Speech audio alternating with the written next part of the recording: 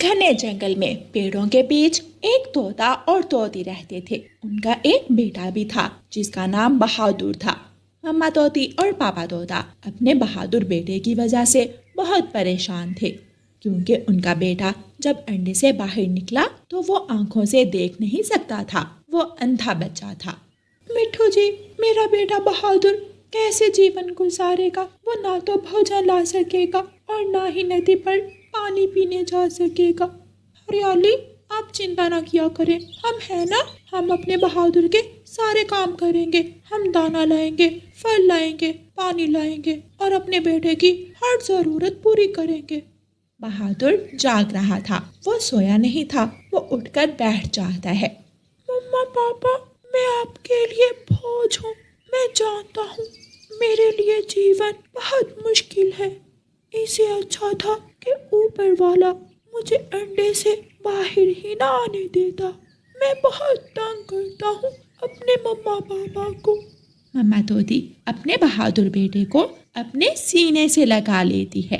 मेरे बच्चे बच्चे कभी भी अपने मम्मा पापा पर बोझ नहीं होते। आपके छोटे छोटे काम करके हमें खुशी होती है। अब सो जाए, सितारे दूसरी तरफ पहुंच के हैं, सुबह होने ही वाली है। तोतों का परिवार मीठी नींद सो जाता है। सुबह हो जाती है। जंगल के सभी पक्षी अपना अपना दाना लेने, कोई फल लेने तो कोई नदी पर पानी पीने, सभी अपने अपने कामों पर निकल जाते हैं। तोता और तोती भी दाना लेने जाते हैं। तोती, तेरे अंधे बेटे की आंखें ठीक हुई या फिर अभी तक अंधा ही है? गौरी, मैंने तुमसे कितनी बार कहा है कि हरियाली को यूं परेशान मत किया करो। मेरे बेटे को अंधा ना कहा करो। मैं हूँ, मेरे बेटे के पापा है ना। मेरे बेटे की आंखें हम हैं।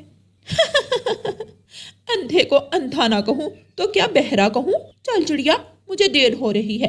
गौरी, आप जाओ, आज मुझे तोते और तोती के साथ मीठा फल लेने जाना है। अब तोते और तोती के साथ ही जाना, मैं भी कल से अपने कालू जी के साथ निकल जाया करूंगी। गौरी कवि नाराज होकर वहां से चली जाती है। चिड़िया, तोता और तोती भी उड़ते हैं। वो सब उड़ते उड़ते इंसानों की बस्ती की तरफ निकल जाते हैं। किसान के खेत में किसान ने मकई का बीज गिराया था।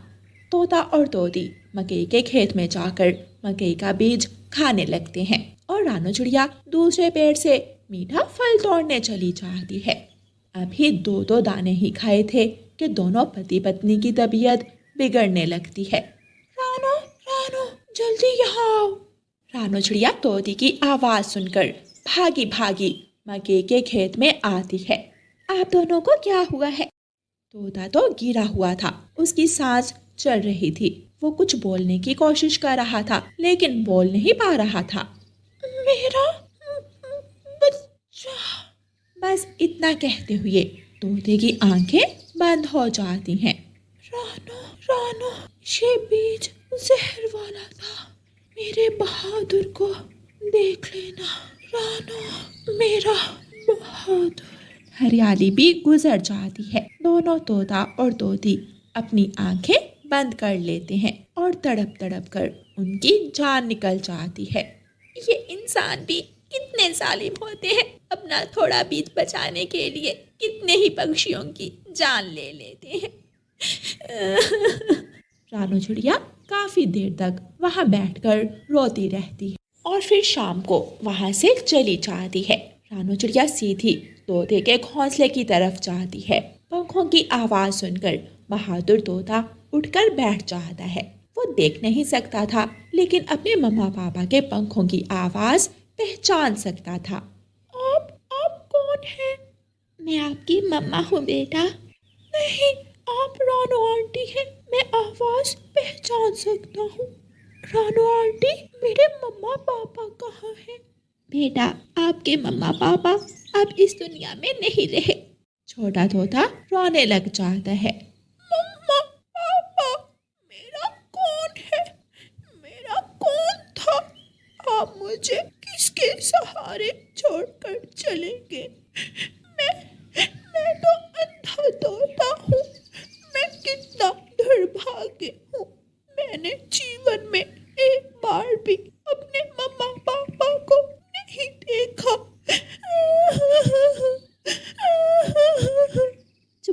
जाओ बेटा, मैं हूँ ना, मैं मदद करूँगी आपकी, मैं जीना सिखाऊंगी आपको। लो, आप ये मीठा फल खा लो। मेरे घर में भी आपकी तरह के 2 छोटे बच्चे हैं, वो भूखे होंगे, मुझे अब घर जाना है। हाँ, उन्हें आपकी ज़रूरत है। रानू चिड़िया बाकी का भोजन उठाती है और अपने घर चली जाती है। दूसरे दिन बरगद के पेड़ के नीचे कबूतर, कौवा, कौवी, चिड़िया, बुलबुल और मैना सब इकट्ठे होते हैं। वो आंखों से देख भी नहीं सकता, अब क्या होगा? तो क्या अब अपनी आंखें दे दे उसे? दोस्तों, हम सब एक एक दाना उस अंधे तोते को भिखारी समझकर दे दिया करेंगे। इससे बढ़कर हम क्या कर सकते हैं? मैं भी यही कहने वाली थी, हम सब बारी बारी उस छोटे बच्चे को भोजन दे दिया करेंगे। मुझे भी कोई ऐतराज़ नहीं है। मुझे भी, मैं भी उस बच्चे की मदद करूंगी। लेकिन मैना खामोश बैठी थी। मैना, क्या आप उस छोटे बच्चे की मदद नहीं करोगी? चिड़िया, मैं जानती हूँ अभी तो नई बात है, उसके मम्मा पापा उसे छोड़कर चले गए, लेकिन हर रोज़ कौन ऐसा करेगा? वक्त के साथ साथ सब भूल जाएंगे। अब हम जाएं, हमें दूसरे जंगल जाना है। ठीक है, सब अपने अपने काम करो। सब वहाँ से चले जाते हैं। उस दिन कबूतर छोटे तोते के बच्चे को दाना देने आता है। बेटा, मैं कबूतर हूँ, मैं तुम्हारे पापा का पुराना दोस्त हूँ, लेकिन घोंसले में पहली बार आया हूँ। लूसी, लूसी आंटी है ना आपकी पत्नी, मेरी चाची? हाँ, लेकिन आपको कैसे पता चला?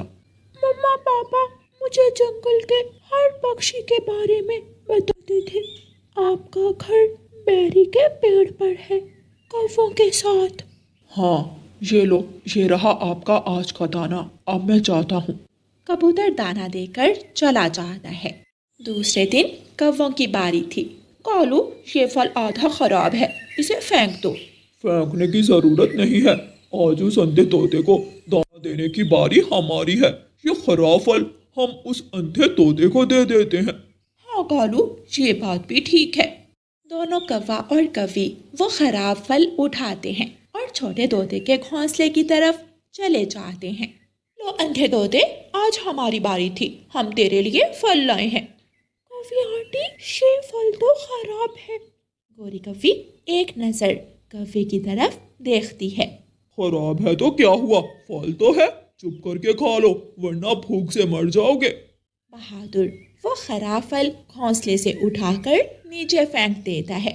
मेरे मम्मा पापा ने कभी मुझे खराब फल नहीं खिलाया था, शुक्रिया, आप दोबारा मेरे लिए भोजन मत लेकर आना।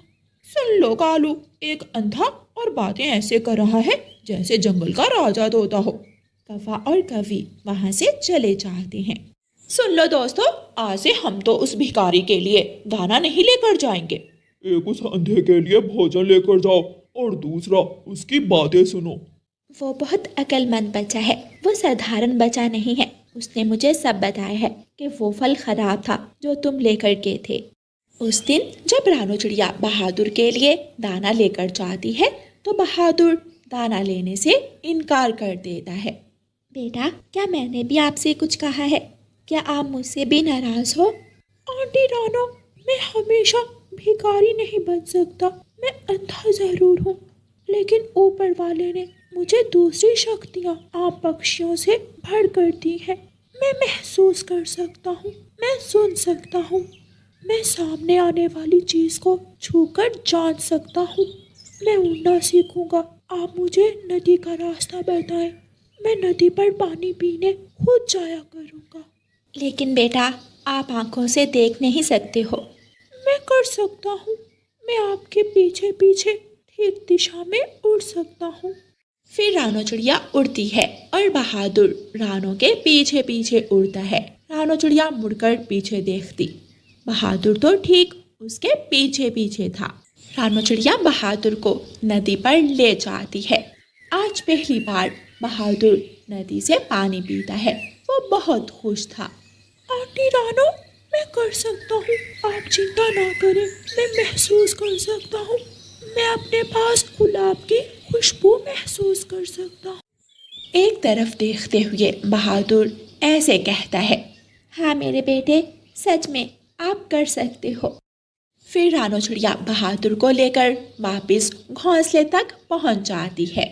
दिन गुजरते के और फिर एक दिन बहादुर अकेला नदी पर जाने लायक हो जाता है। वो नदी पर जाता, वो पानी पीता, वो जमीन खोदकर अपना भोजन तलाश करता। बहादुर की मेहनत और लगन ने उसे इस काबिल बना दिया था कि उसे अब कोई भिखारी नहीं बोल सकता था।